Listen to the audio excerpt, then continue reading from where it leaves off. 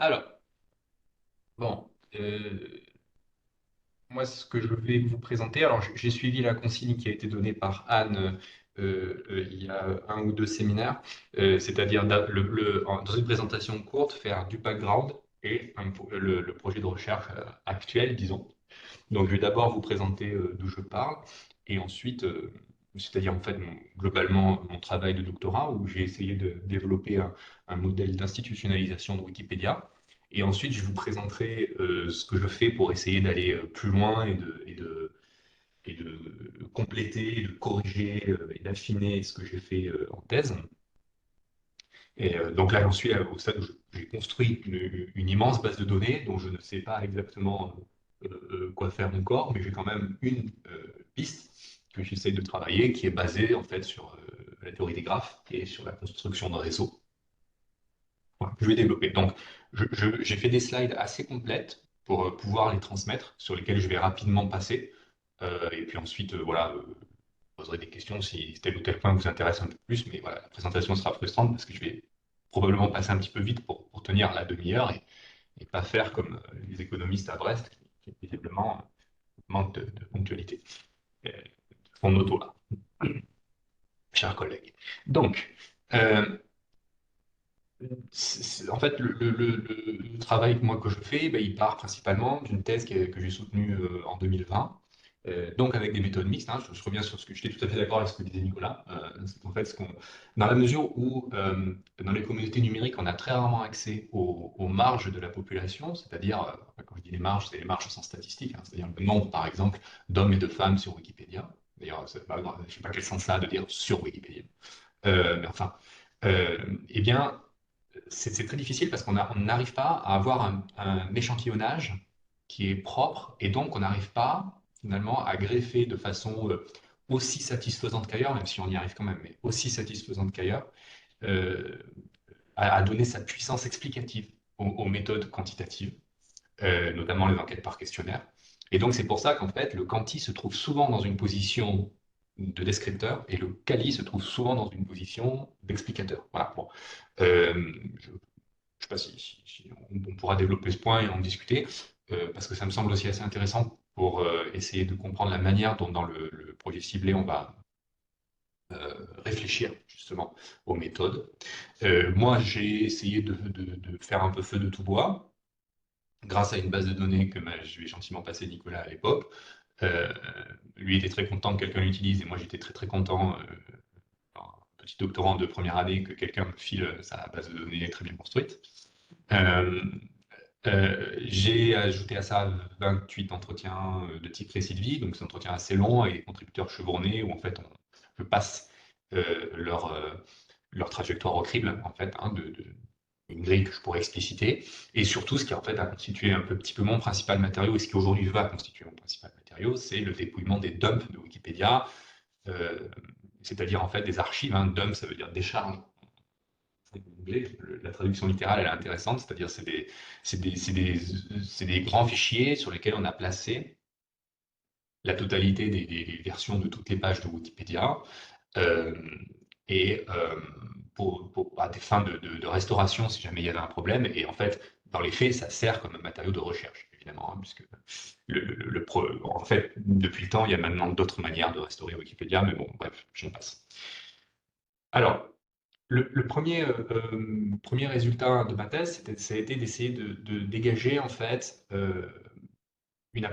ce que c'est qu'un commun de masse, et partant du principe que la massification en fait de Wikipédia, donc là on voit la courbe, hein, vous voyez le nombre de contributions par mois, et on voit que ça a subi un accélérateur très très fort entre 2004 et 2007, les deux traits en pointillés. Cette massification, en fait, elle a une dimension sociologique qui est quasiment toujours négligée. On se pose souvent la question informatique, c'est-à-dire est-ce que ça tient, est-ce que les algorithmes, les serveurs, est-ce que c'est scalable, quoi.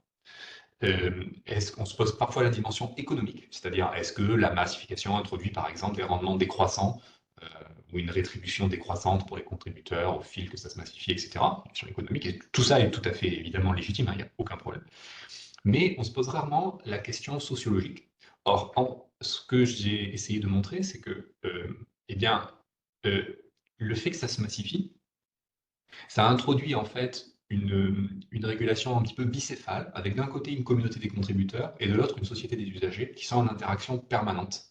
Et une des choses où on voit le mieux cette interaction, c'est par exemple la manière dont les interpellations publiques au sujet de la qualité de Wikipédia ont fait que les règles de Wikipédia se sont ajustées. C'est-à-dire qu'en fait, contrairement au commun classique d'Ostrom, où on a une communauté qui fixe des règles, hein, ça Nicolas il vous a expliqué, eh bien, dans Wikipédia, et c'est aussi le sens de la question d'Aurélien, eh ben, on a en fait des interpellations publiques. Alors, un des exemples, c'est par exemple le livre qu'a fait Pierre Assouline en France sur Wikipédia, où il explique en fait Wikipédia, bon, qui est un livre réactionnaire, hein, où il explique, je crois que lui-même l'a dit, donc je pense qu'on peut, où il explique en fait que Wikipédia est l'encyclopédie de son époque et que c'est bien le problème. C'est pour ça que je dis que c'est un livre réactionnaire, c'est qu'on est clairement dans une posture réactionnaire, où il nous dit en fait tout ça décline, etc.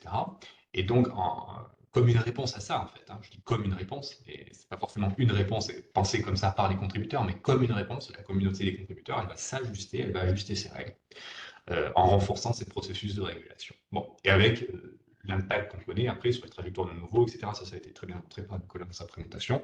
Bon, voilà. Donc, ce qui est important de comprendre, c'est qu'on a deux formes qui sont contradictoires, hein, puisqu'on a d'un côté une communauté qui est peu de monde, très resserrée, de l'autre côté une société des usagers qui est par définition très diverse, très plurielle. On a à la fois le prof des universités et je ne sais qui va vérifier quelque chose sur son smartphone rapidement. Et ce qui est intéressant, c'est que notamment, par exemple, on sait que le fait qu'une page soit beaucoup consultée, ça a un effet sur le collectif de contributeurs. Ça, on le sait avec des travaux quantitatifs précis. Euh, eh bien, ça, c'est un cas assez net de l'influence de la société des usagers sur la communauté de contributeurs. Et on a un acteur, bah, c'est ce dont on a parlé, la Fondation, Wikimedia France, qui sont en fait pile à l'intersection de la communauté des contributeurs et de la société des usagers. Et moi, j'ai fait ma thèse en 2015, entre 2015 et 2020, quand Wikimedia France était en crise structurelle grave. Et donc, c'était assez drôle de voir comment les institutions qui sont à la frontière de ces deux collectifs, qui ont des formes très diverses, mais en fait, sont des institutions qui sont structurellement en crise, qui sont toujours en déficit de légitimité dans la communauté, et qui en même temps sont pris à partie par la société des usagers en disant oh mais vous vous rendez pas compte ce qu'il y a sur Wikipédia, par exemple la traduction de modèles d'entreprise là, mais qu'est-ce que vous foutez sur les pages Wikipédia, voilà. Et donc on a des institutions comme ça qui sont très chaotiques en fait et qui subissent une immense pression. Ça pour être en contact avec plusieurs personnes à Wikimedia France, c'est quelque chose qui revient beaucoup chez les salariés, etc. Avec très concrètement par exemple des risques psychosociaux hein, de salariés à Wikimedia France voilà, qui se trouvent dans des positions difficiles. Bon, voilà, ça c'est un modèle macro, je dirais, de développement du commun de masse. J'ai essayé de répondre, hein, parce qu'un bon étudiant, bah, un bon petit étudiant bien sage, j'ai essayé de faire un premier plan l'individuel, première partie le collectif, deuxième partie bah, l'individuel. Donc j'ai essayé de construire un modèle de carrière en distinguant trois étapes, le passage à l'acte, l'installation et la cristallisation. Et alors ce qui est intéressant, moi ce que j'ai souhaité faire, alors, le premier tiré renvoie à un résultat quantitatif que j'ai obtenu grâce au questionnaire et grâce au dump. Deuxième tiré, dans chaque partie, renvoie à un résultat qualitatif. Et donc, pour moi, ce qui est intéressant, c'est que l'effet de certaines variables statistiques va bouger au fil du temps. Et donc, ça me sert à montrer que la, la, la composition sociodémographique de la communauté, elle est extrêmement complexe à établir. Parce que, par exemple, euh, quand on est une femme, on a beaucoup moins de chances de passer à l'acte quand on est un homme, c'est-à-dire de commencer à contribuer, de démarrer, de cliquer pour la première fois sur le bouton modifier. Par contre, les femmes qui passent à l'acte, qui réalisent les premières contributions, eh bien, elles ont beaucoup plus de chances de s'installer, c'est-à-dire de rester contributrices dans la durée. Alors que pour le niveau de diplôme, c'est pas le cas. Pour le niveau de diplôme, pour passer à l'acte, il faut au moins une licence, et pour rester, il faut au moins un master. Je simplifie à la hache, mais en fait, on a comme ça des phénomènes de rééquilibrage ou d'amplification des effets statistiques qui fait qu'on ne peut pas simplement dire, alors on peut le dire, mais enfin c'est une facilité de langage, de dire que dans la communauté, pour être contributeur, il faut ceci ou il faut cela. En fait, c'est assez compliqué. Et on voit que plus on avance dans la carrière, plus on a un phénomène d'identification euh, euh, et où se joue une très forte variété des expériences. Et on a par exemple des choses très paradoxales où quand on est en conflit avec les contributeurs, eh ben on a tendance à plus rester que quand on n'est pas en conflit avec d'autres contributeurs. Pourquoi? Parce que le conflit, en fait, on ne veut pas lâcher.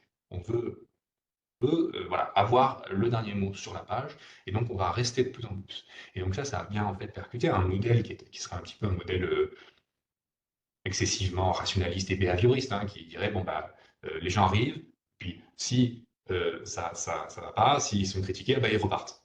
C'est pas si simple. Enfin, c'est pas si simple, puisque parfois on en fait par exemple une affaire militante de vouloir que sur cette page il y ait marqué ça. Et parfois non. Et alors parfois le modèle behavioriste rationaliste, bah, et quand on est attaqué, on part. Donc ça c'est voilà. C'est l'intérêt en fait d'approcher les parcours de Wikipédia en termes de carrière, c'est d'avoir un modèle où en permanence chaque étape est l'occasion d'une bifurcation. Alors, donc, ces deux modèles, ils forment ce que Norbert Elias appelle une configuration, avec un niveau micro et un niveau macro. Donc, le niveau de l'agencement institutionnel au niveau macro, le niveau des trajectoires au niveau micro. Et ce que je veux essayer de faire ensuite, c'est d'essayer d'étudier le lien entre entre ces deux niveaux. Ce que je voulais faire dans ma thèse, mais que à un moment donné, mon directeur m'a dit arrête, tu te fous, il faut soutenir dans les 5 ans. Donc arrête, il travaille, il fait déjà ça. Là maintenant, maintenant que j'ai plus de temps, eh bien, je veux essayer de comprendre la manière dont se couplent en fait les deux niveaux d'analyse. Et pour ça, le sociologue que j'ai trouvé qui, à mon avis, en parle le mieux de ce niveau méso, donc qui est au milieu du niveau micro et du niveau macro, et c'est Goffman. Goffman qui nous explique qu'en fait, le but de la sociologie, c'est d'expliquer comment parfois le niveau macro et micro se couplent, et donc on a un niveau micro qui est en fait un ordre de l'interaction qui est complètement déterminé par l'ordre social. C'est-à-dire, on a par exemple c'est le cas où on a des étudiants qui s'assoient devant un enseignant en cours. Il y a l'ordre social, et bien, l'ordre de l'interaction est complètement déterminé. Et puis on a parfois des ordres de l'interaction qui se découplent de l'ordre social, et où on a par exemple des hiérarchies qui s'inversent. Dans un cas particulier, c'est en sociologie l'exemple du grand bourgeois qui est très mal à l'aise dans un dîner à une famille populaire. Regardez, il y a pas longtemps, regardé un document sur Valéry Giscard d'Estaing, quand il était allé manger chez les gens, pour passer pour un président proche du peuple, en fait, il est extrêmement mal à l'aise, parce que un grand bourgeois, il n'a pas les codes pour se comporter dans cette situation-là. Et donc là, c'est un cas de découplage de l'ordre social et de l'ordre de l'interaction. Alors qu'il était clairement dans une posture de domination, il était très mal à l'aise. Okay. Donc, ce qui est intéressant, c'est ça. Ce qui est intéressant, c'est d'essayer de comprendre comment est-ce que Wikipédia cadre les trajectoires et comment parfois les trajectoires elles vont faire violence à Wikipédia. Si je transpose cet exemple un peu abstrait dans mon cas. Et donc, une idée pour ça, ça a été, je ne sais pas si vous voyez bouger la vidéo, ça va venir, voilà. Une idée pour ça a été d'essayer d'étudier la persistance des contributions et d'en revenir en fait à une petite vidéo qu'a fait un contributeur québécois qui en fait m'a suggéré, je lui dois ma problématique, donc par extension ma carrière, et où en fait on voit une juxtaposition de la succession des versions de l'article POM, où on voit les contributeurs qui ajoutent et qui effacent. Et de là l'idée qu'en fait, pour étudier ce couplage flou, eh bien, il faut se situer à l'échelle de la page, qui est le niveau méso entre le wiki et les trajectoires. Donc on peut considérer que c'est le niveau méso. Ça, il y aura beaucoup à dire épistémologiquement là-dessus. C'est d'ailleurs un point que j'ai prévu de discuter dans un séminaire à l'invitation de Guillaume Collin, qui est ici, à Grenoble, à la fin du mois de juin. Et ce, ce, la juxtaposition de ces... En fait, elle nous renvoie à l'idée que le couplage flou, c'est probablement ce qui détermine la persistance ou au contraire l'effacement de contributions. Puisqu'on voit que là, un article, en fait, c'est quoi? C'est quand vous lisez un article, vous ne voyez pas ce qui a été écrit sur l'article. Vous voyez ce qui a été écrit sur l'article et ce qui a persisté entre le moment où ça a été écrit et le moment où vous regardez. Et donc, dans cette petite distinction, on voit qu'en fait se joue tout le processus de réglementation de Wikipédia. C'est-à-dire tout le couplage flou entre des trajectoires de contributeurs qui vont venir et poser quelque chose, et des lecteurs qui vont ensuite pouvoir le lire euh, à différents moments. Donc, pour ça, j'ai appris Python déjà. Et puis, j'ai essayé de voir, j'ai considéré chaque page en fait comme un ensemble de tokens. Un token, c'est un mot, c'est oui, allez, pour simplifier, on va considérer qu'un token, c'est un mot. Donc chaque page est un ensemble de mots. Et donc pour chaque page, pour chaque mot, pardon, je construis un tableau qui contient l'utilisateur qui l'a ajouté, la date de l'ajout, et éventuellement l'utilisateur qui l'a supprimé, la date de suppression, avec un système bon, de données relationnelles, une base de données relationnelle à l'arrivée. Hein, je vous présenterai le schéma dans la slide juste après. Donc c'est une base qui a évidemment une très forte dimensionnalité, puisqu'il y a environ 2 millions d'articles, donc ça fait un petit peu plus de à peu près 2 milliards et demi de tokens.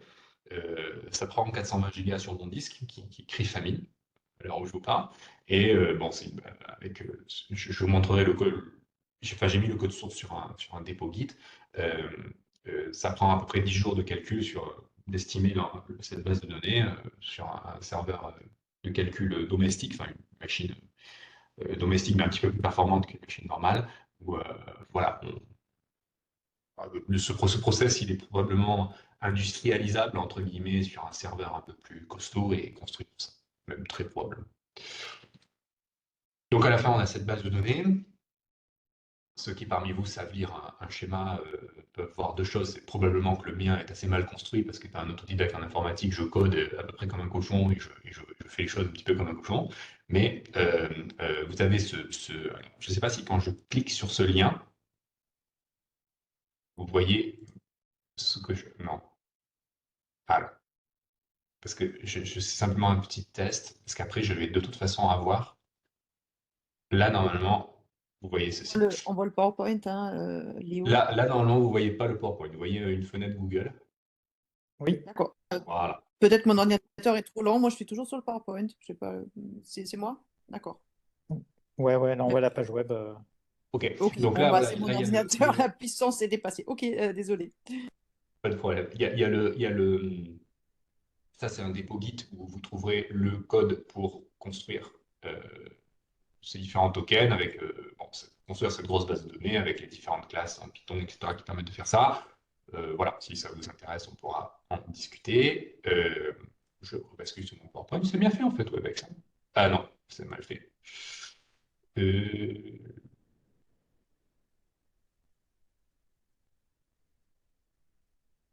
Là, oui. Euh, voilà, donc on a ce schéma de base de données. Euh, si j'arrive à passer. Ah, et ce que je vais vous présenter maintenant, donc j'ai cette grosse base de données. Pour l'instant, il y a plein de choses à faire. J'ai pas, chaque fois que je m'y mets une heure ou deux en passant pour avancer sur ce projet, j'ai 3000 idées sur ce qu'il est possible d'y faire. Là, je vais vous présenter simplement une des possibilités.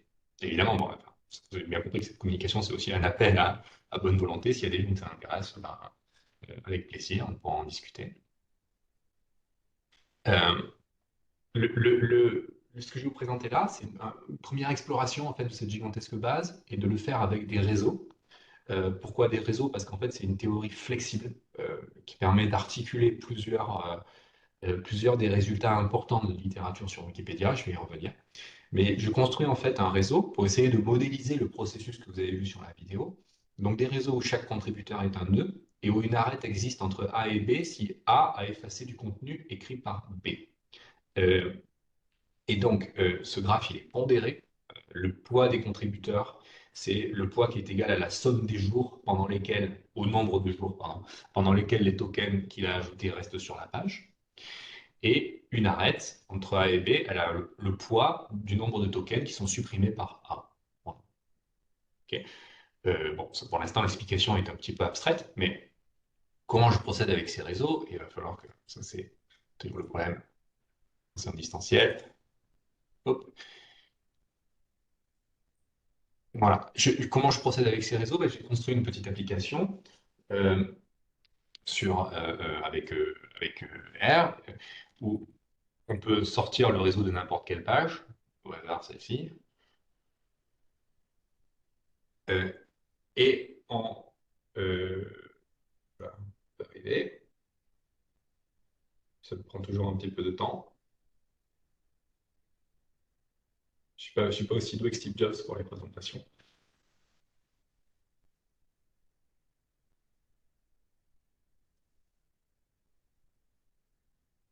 Voilà. Donc là, vous voyez le réseau de la page d'Emmanuel Macron avec une structure qui est déjà manifeste, hein, c'est-à-dire qu'on a beaucoup, beaucoup de points isolés.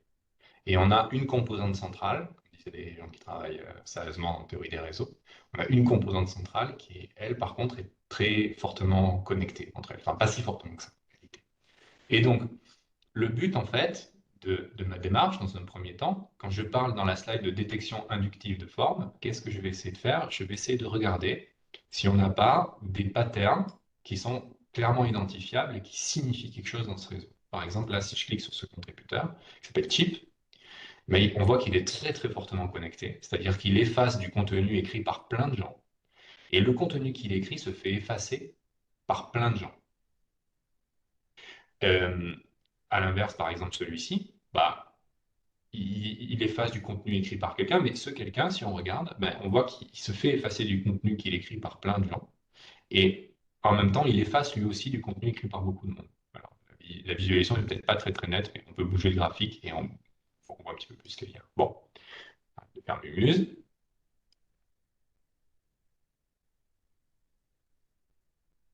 qui est... Désolé pour ces changements de...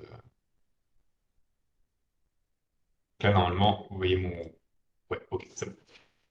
Donc, en fait, mon processus abductif de raisonnement, là, eh ben, ce que je cherche à faire, c'est d'abord essayer de regarder les réseaux, de regarder les différentes pages avec mon application, là, que je viens de montrer, puis de faire des hypothèses, en fait, sur ce qu'est la signature quantitative de ces formes, de façon à pouvoir les détecter sur l'ensemble du corpus, et de plus en plus à me rapprocher d'une interprétation sociologique, parce que là, évidemment, pour l'instant, je suis un petit peu les mains dans la glaise, et je vous ouvre les portes de mon atelier, et ce que vous voyez là, c'est un obligat mal serré, mais après, voilà, il va falloir travailler à des résultats sociologiques.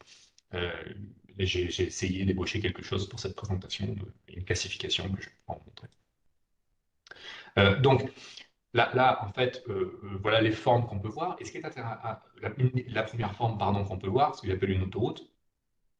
Pourquoi j'appelle ça une autoroute? Parce qu'en fait, ce sont des contributeurs qui sont liés dans les deux sens. C'est-à-dire, là, on a un contributeur qui s'appelle Eric Bobin qui efface du contenu écrit par WISP-SQ et inversement, WISP-SQ efface du contenu du contributeur qui se nomme Eric Bobin. Voilà.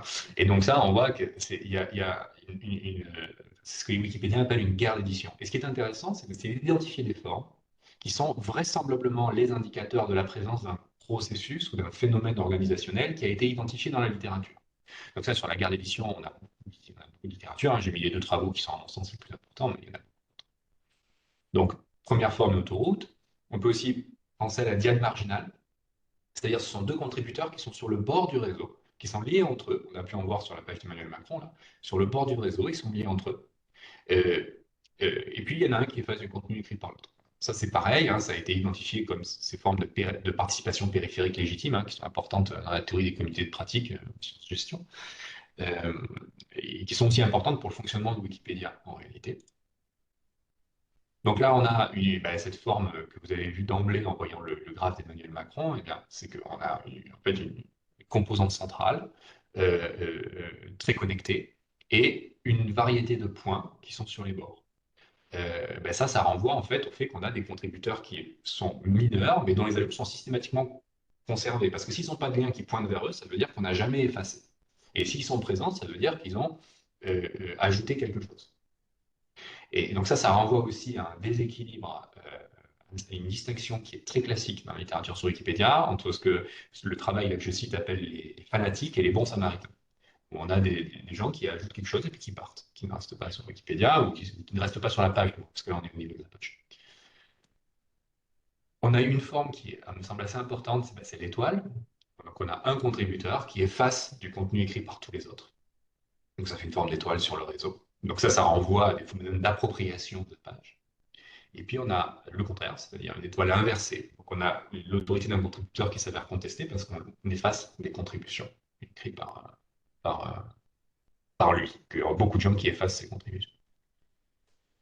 Alors, donc voilà les formes qu'on a. Moi, j'ai souligné la diade marginale en rouge. J'ai eu un petit problème technique que j'ai résolu ce matin, mais c'était trop tard pour relancer la détection sur l'ensemble du corpus. Euh, donc, vous ne verrez pas les résultats là-dessus. Oui, mais on peut détecter en fait ces formes sur l'ensemble du corpus pour peu qu'on construise leur signature quantitative. Donc, là, pour l'instant, c'est trivial parce que les formes que j'ai identifiées sont très simples en réalité, mais il faudra que ça se raffine. Donc je montre ça avec beaucoup de timidité parce que, évidemment, ça des informaticiens, alors que moi je suis à peu près certain de coder comme un cochon, mais voilà un exemple d'algorithme de détection, en fait, euh, voilà. Donc, pour le détecter sur l'ensemble du corpus, la présence de ces formes, bah, j'ai construit là rapidement, pour que ça aille plus vite, un échantillon de 100 000 pages. Une fois que la définition des formes et tout ça, sera stabilisé pour lancer sur les 2 millions d'articles, bon, j'ai un peu estimé la durée, ça devrait tourner en 24 heures sur la machine que j'ai, qui est à peine plus puissante qu'un ordinateur classique. Donc c'est pas non plus, voilà, c'est pas, le plus gros du traitement est fait, hein. Maintenant, c'est assez facile.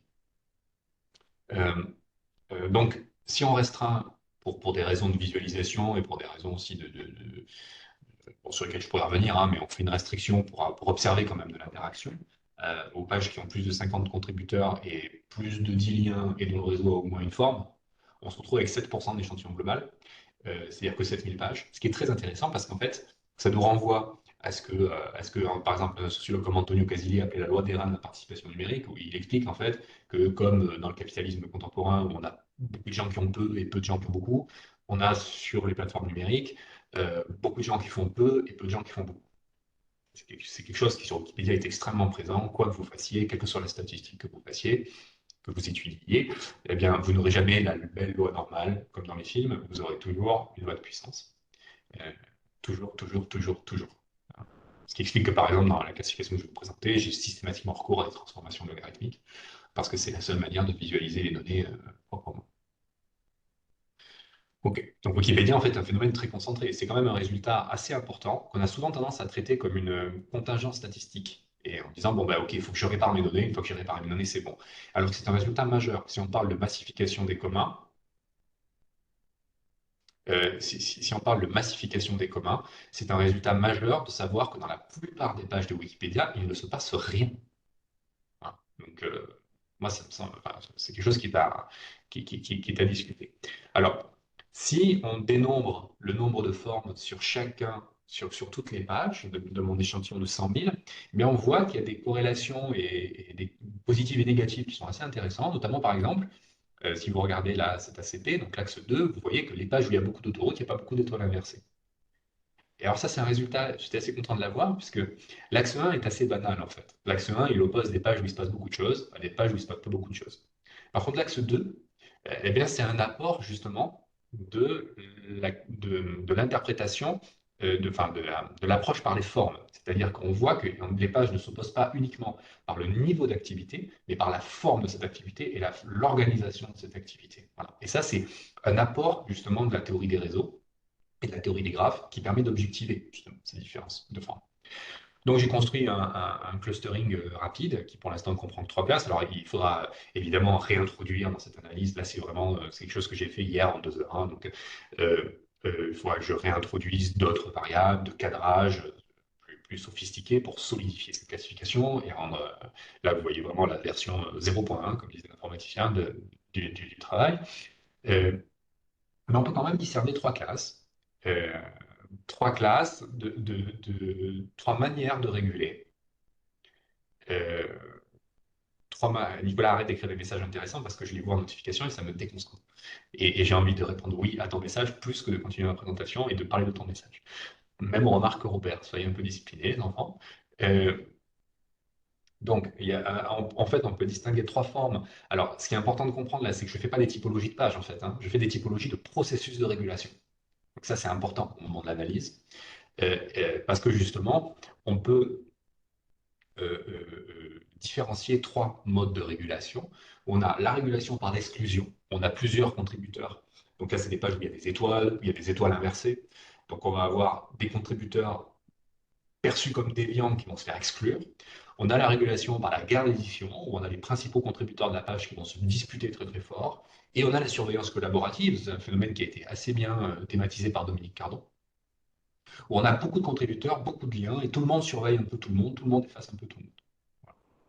Et donc ça, en fait, on retrouve là une idée assez forte de la théorie des communs numériques, Ça répond aussi à la question de Cécile sur pourquoi est-ce qu'on utilise la théorie des communs. Elle a plein de propriétés très pratiques et on a démontré déjà plein de choses très pratiques sur la question des communs, notamment le fait qu'il y a une pluralité de formes d'engagement et une pluralité de manières de faire qui vont toutes coexister dans une organisation qui est extrêmement flexible. Et ça rejoint d'ailleurs le débat qu'on avait avec Guy là sur la question des organisations numériques et tout ça, parce que justement, ça c'est peut-être aussi une spécificité des organisations numériques, cette espèce de flexibilité à faire exister, même si on sait que c'est aussi une caractéristique des organisations contemporaines.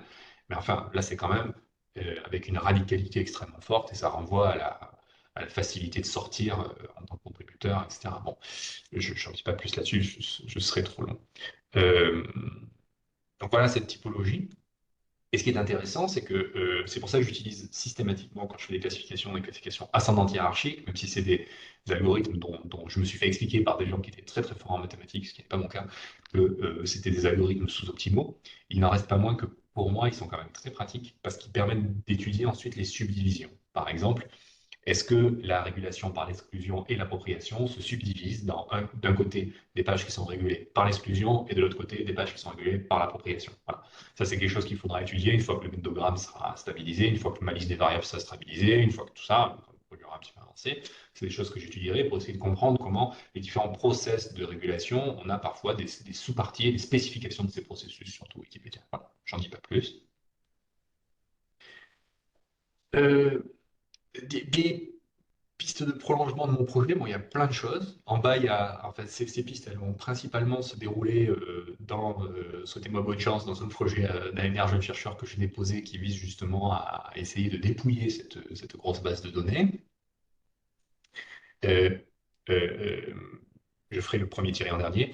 D'abord, on peut aussi imaginer étudier des sous-corpus.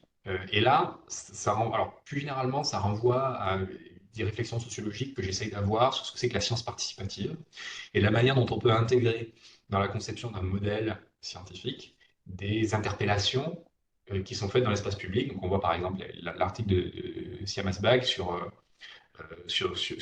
Wikipédia, qui est pour elle en fait un outil de neutralisation de l'antiracisme dans la manière dont les biographies des personnalités antiracistes sont traitées. Euh, donc ça, on pourrait imaginer, étudier avec ma théorie des graphes, avec mes réseaux, mes graphes de suppression, pardon, on pourrait imaginer étudier les pages, elle dit très clairement, hein, elle a fait une étude qualitative, hein, elle dit clairement les pages qui sont, selon elle, révélatrices du phénomène de neutralisation de l'antiracisme. Et donc, on pourrait étudier les pages et regarder. On pourrait aussi regarder le projet Wikicheese, par exemple, qui s'est donné comme ambition de recenser tous les fromages de France et d'en faire un article Wikipédia pour chacun d'entre eux. Ben, on pourrait regarder est-ce que ça change à la manière dont les pages sur les fromages sont écrites. Pareil, le collectif Les 100 pages qui s'est donné pour but de faire des biographies de femmes qui étaient cruellement absentes de Wikipédia. On pourrait regarder comment est-ce que c'est perçu par les autres contributeurs et comment ça modifie la structure d'ensemble du réseau. Euh, Évidemment, il faudra aussi à un moment donné introduire une couche sémantique, parce que là, je vous ai parlé d'effacement et d'ajout, mais je ne vous dis pas qu'est-ce qui est effacé et qu'est-ce qui est ajouté. Hein. Si par exemple, sur la page de Condorcet, j'ajoute le mot géométrie, bah, ça n'a pas le même sens que si sur la page d'histoire de l'école française, j'ajoute le mot géométrie. C'est pas tout à fait pareil. De la même manière, si j'ajoute le mot terrorisme sur la page de Daesh ou sur la page du mouvement anarchiste, ça n'a pas tout à fait le même sens, ça ne renvoie pas à la même chose. Donc voilà, tout ça, pour le coup, ça j'ai besoin d'un informaticien qui m'aide. J'ai identifié un petit peu des gens à INSA de Rouen qui seraient potentiellement intéressés, mais j'ai besoin de quelqu'un qui va m'aider. Et dans mon projet ANR, l'équipe comprend des informaticiens d'Avignon. Et évidemment, après, bon, là aussi, un expert de la théorie des graphes pourra un peu m'aider pour essayer d'utiliser les isomorphismes de graphes pour systématiser en fait la découverte des formes, ce que je fais pour l'instant à la main et sans doute un petit peu maladroitement. Et surtout, moi, ce qui m'intéresse beaucoup, c'est d'identifier la parenté entre les formes. Par exemple, quand est-ce que ce que j'ai appelé une diade marginale, c'est-à-dire les points sur le bord là, et ben quand est-ce que ça devient une autoroute? Ou alors, est-ce qu'il y a des diades marginales qui restent diades marginales? Voilà. Ça, c'est quelque chose qui m'intéresse et que je ne sais pas, je n'ai pas vraiment le niveau mathématique pour faire. Et on a enfin, là, alors, en haut, tout à droite du slide, vous voyez un point rouge. Là, ce point rouge, c'est un contributeur que j'ai eu en entretien. Ça, c'est le graphe de la page Newton. Et ce contributeur, c'est un professeur agrégé de physique qui faisait la page Newton et qui m'expliquait dans l'entretien que la page Newton, en fait, ça s'était bien passé parce que globalement, c'était un prof de physique et tout le monde avait vu que c'était un super prof de physique, donc voilà. Et en fait, dans l'entretien, ce qui est assez drôle, c'est qu'il sous-estime complètement le rôle de. Il ne dit pas du tout qu'il a effacé du contenu écrit par les autres, alors que dans le graphe, c'est tout à fait manifeste. Et donc, on voit, on peut comparer en fait, l'entretien avec les réseaux. Et alors, il y aura systématiquement, euh, pareil, Cécile, arrête d'écrire des messages aussi intéressants que ça c'est terrible, hein. Et ben, dans le gap entre le déclaratif et les traces, je pense qu'il y a beaucoup d'explications sociologiques. Hein. Pourquoi est-ce qu'il dissimule ça? Il dissimule ça, mon hypothèse, pour connaître ce contributeur, parce que c'est un homme très fortement diplômé, qui se sent légitime pour tout un tas de raisons, etc. Voilà, donc on peut. Et d'expérience, hein, je n'ai pas du tout la même logique quand j'interroge des contributrices euh, qui ne minimisent pas justement le côté, qui sont beaucoup plus lucides en réalité sur l'aspect conflictuel ou non de leur contribution. Voilà. Donc ça, c'est typiquement un processus sociologique qu'on peut objectiver quand on regarde l'écart entre le quali et le quanti. Et à mon avis, c'est important pour le projet qu'on a. Alors, je fais un dernier petit mouvement. Ce qui est intéressant, c'est un panneau que je ne vous ai pas encore montré, ce panneau-là, où en fait, grâce aux données, on peut construire autre chose que des réseaux aussi, et on peut construire des visualisations qui ont un impact assez, qui peuvent permettre d'identifier des motifs géométriques intéressants. Par exemple, on peut regarder si les gens qui contribuent beaucoup sont aussi les gens si les gens qui ajoutent beaucoup de tokens sont aussi les gens qui suppriment beaucoup de tokens. Et donc là, vous avez le graphe qui est tout en bas à gauche, avec, vous voyez, ceux qui sont au-dessus de la droite sont des gens qui suppriment plus qu'ils n'ajoutent, et ceux qui sont en dessous de la droite sont des gens qui ajoutent plus qu'ils ne suppriment. Donc toujours sur la page d'Emmanuel Macron. Hein. Là, on est vraiment au niveau de la page. Si je mets une autre page, par exemple la page de l'ONG Bloom, qui est une ONG environnementale, eh ben, on a un tout autre schéma. C'est vraiment uniquement au niveau de la page. Euh, et en haut à droite, vous avez un autre graphique qui va apparaître pour j'optimise un peu tout ça quand même. Un autre graphique qui apparaît avec un motif assez intéressant. Vous regardez là. Alors, pardon, oui, sur l'autre graphique, vous voyez déjà des motifs. C'est-à-dire là, est-ce que vous voyez ma souris ou pas? Oui, Non. oui, oui, oui. Vous voyez ma souris bouger. Il y a des gens qui ont dit. Oui, c'est bon. OK. Ah ouais. Donc là, par exemple, je suis en train d'entourer avec ma souris une ligne droite. Donc, c'est des contributeurs qui ne font que supprimer et qui n'ajoutent pas. Ici, par exemple, sont des contributeurs qui ne font que ajouter et qui ne suppriment pas. Donc, comme c'est une échelle logarithmique, le 1 est égal au 0. Mais, oui, bon. Et donc, on voit en fait des motifs sur ces réseaux, sur ces graphiques, qui peuvent être intéressants à objectiver, parce qu'après, évidemment, ça peut être des features qu'on va replacer dans la classification globale. Si on regarde la page d'Emmanuel Macron, ce qui est assez intéressant, c'est que vous voyez là, par exemple, la ligne. Donc, un point représente une contribution, ici. Et dans l'axe des ordonnées, vous avez le nombre de tokens dans cette contribution qui persiste. Donc là, vous voyez que persister, ça veut dire rester 30 jours sur la page. Et donc on voit ici la ligne droite en haut, qui est erratique, hein, mais la ligne droite en haut, c'est les contributions qui restent tout le temps, dont l'intégralité du contenu persiste sur la page. Et donc qu'est-ce qu'on voit? On voit que par exemple, en 2015, sur la page d'Emmanuel Macron, c'est devenu beaucoup plus difficile de faire persister du contenu. Alors qu'à l'inverse, entre 2012 et 2014, ça allait. Voilà. Donc ça, il faudra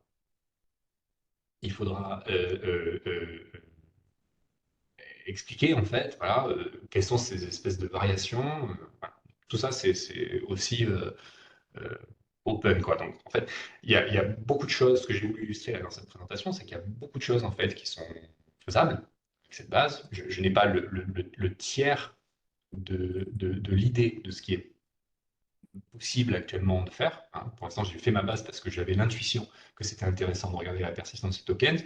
Je pense que là-dessus, je ne me suis pas trop trompé, parce que les réseaux montrent déjà des résultats que j'attendais depuis un certain temps. Euh, voilà, pour l'instant, au stade où j'en suis, je suis tout seul. Enfin, c'est un projet que je fais tout seul.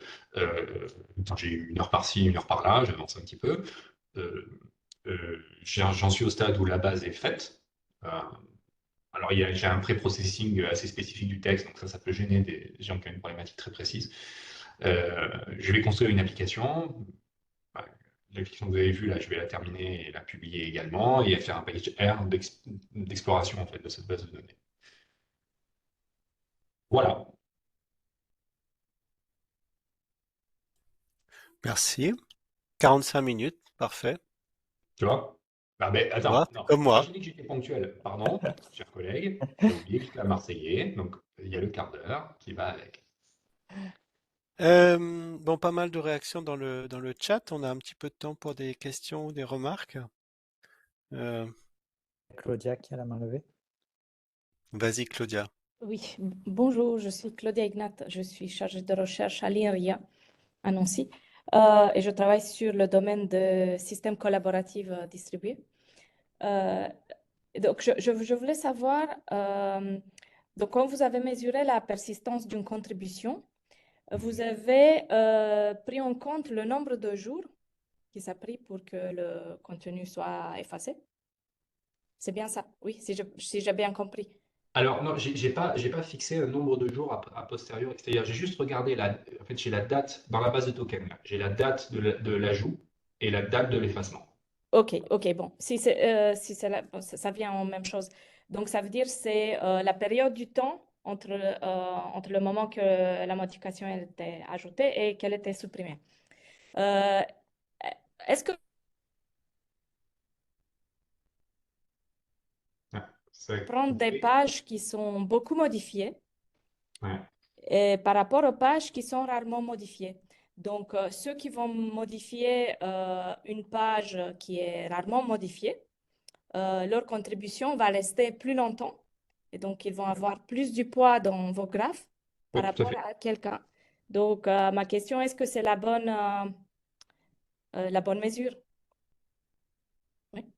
Oui, tout à fait. J'y pense, j'y réfléchissais d'ailleurs ce matin en passant en revue ma présentation. Alors, j'ai hésité.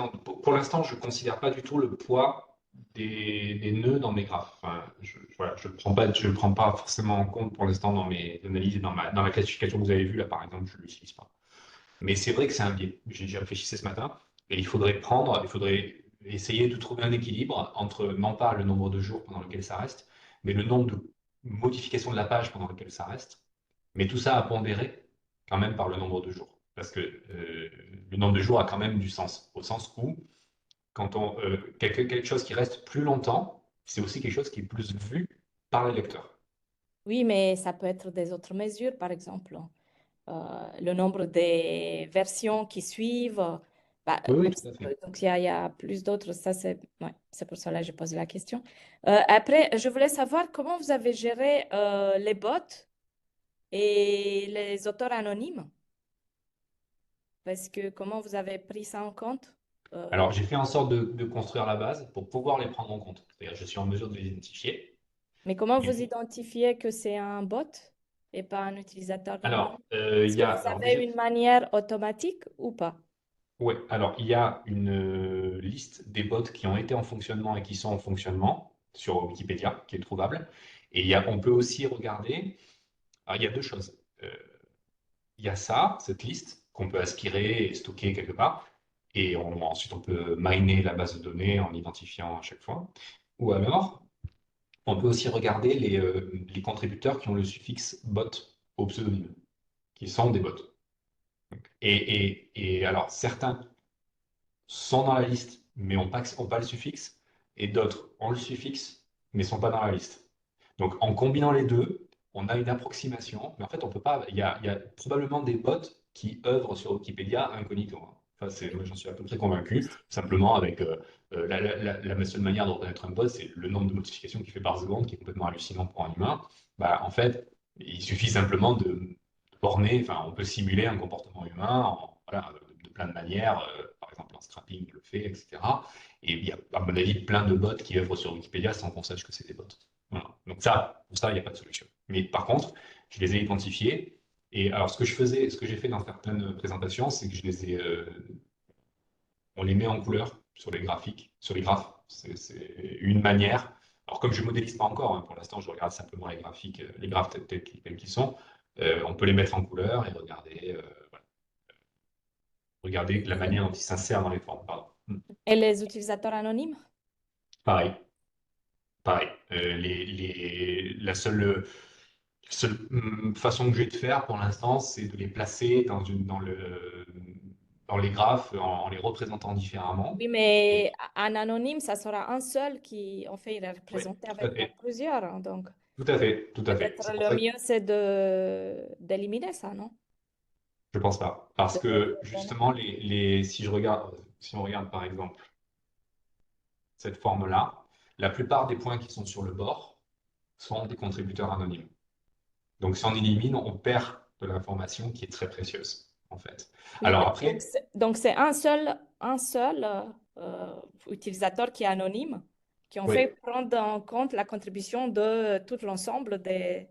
oui, ça. oui, oui. Ben, c'est-à-dire ça, c'est problématique quand on fait de la modélisation. Mais si on le regarde, le graphe, et qu'on extrait simplement des formes comme je le fais, là, c'est pas forcément un problème si on sait que ces contributeurs sont des contributeurs anonymes, et donc on se méfie en fait de ce point. Alors après, effectivement, si jamais il s'agit de faire de la modélisation et tout ça, eh bien, là, par contre, il faudra les retirer. Parce qu'effectivement, ce que vous dites, c'est important, c'est-à-dire qu'il y a un gros biais. Et parce qu'un seul point représente les contributions de plein de gens, si on est par exemple sur le réseau d'un lieu public, etc. Et ma dernière question, comment vous avez défini un token? Qu'est-ce que vous nommez comme token? C'est un mot. En Un l'état, c'est mot? un mot. Oui, Même parce que j'ai un mot retiré. de liaison, je veux dire, and. Alors, j'ai quand même j'ai enlevé les mots vides. C'est cette ligne-là qui est très, très vague. Je dis pré-processing. Ce que je veux dire, j'enlève le wikicode et les mots vides. Les déterminants, les mots de liaison, etc. Mais oui, donc handicap, tout ça. Euh, tout ça, je l'ai retiré pour l'instant. Pour avoir uniquement. Alors, j'ai pas conservé uniquement les noms, j'ai pas fait de stemming et tout ça. J'ai pas encore fait ça. Je suis pas certain. Bon, c'est quelque chose sur lequel j'ai beaucoup d'hésitation, mais je suis pas certain de le faire. Là, pour l'instant, c'était vraiment simplement pour essayer de construire la base de données dans un premier temps, faire une première version et regarder ce que je pouvais. Et comme algorithme de diff entre les deux versions, vous utilisez quoi? J'ai utilisé l'algorithme standard de Python, en fait. Alors, il y a d'abord quand même, Du coup, je vous fais, faites à chaque fois, vous prenez la version précédente, la version d'après, et vous voilà, faites le calcul. Mais c'est ça. c'est très coûteux, ça, non? Et oui, c'est très coûteux, mais je suis obligé. Comme je veux avoir la persistance de chaque token, chaque version de page peut être l'occasion d'effacer du contenu et d'en ajouter. Donc Ok, je suis donc obligé de faire c'est en la... fait les, Oui, oui, les oui, oui, oui, diffs je- successifs. oui. Et vous avez fait que pour le sampling de 100 000 pages, c'est ça? Non, non, non. J'ai fait pour l'ensemble des articles, des 2 millions. C'est pour ça que ça m'a pris 10 jours. Pour l'ensemble des 2 millions. Et je vais de Wikipédia en français. Alors, d'ailleurs, au passage, c'est complètement. Enfin, je peux appliquer le même script en anglais, en ukrainien, en russe, etc. Euh, Ce que je peux faire, oui, j'ai fait simplement là, en fait, pour une raison toute bête de rapidité pour construire l'ACP et la classification, j'ai fait un sampling aléatoire pour pouvoir stabiliser la liste de variables que j'allais construire, pour mesurer ensuite la liste des formes, etc. Et ensuite, quand ça sera un peu plus stabilisé, je ferai tourner les résultats sur les 2 millions. Ok, merci. Merci pour la présentation. Une petite question rapide?